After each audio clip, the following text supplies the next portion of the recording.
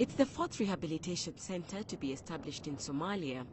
Once completed, it's expected to give the ex-combatants an opportunity to reform and be reintegrated into the society. The former Al-Shabaab members will be offered shelter, food and protection. We have today laid down the stone of the disengaged combatants in Jubaland, Somalia. This is meant to rehabilitate the youths who were misled through false ideology, so that they can be supported and given accommodation, education and health, and to enable them rejoin their communities. We are sending a message to all the youth who are betrayed to come and surrender. We also want them to come out of the problems that they are encountering. We want them to become part of the community and Somalia at large. The United Nations Assistance Mission in Somalia has been at the forefront of rehabilitating former Al-Shabaab combatants.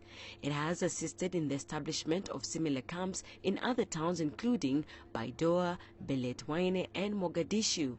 The rehabilitation programs are likely to influence the government's successes as it battles the terror outfit in Somalia.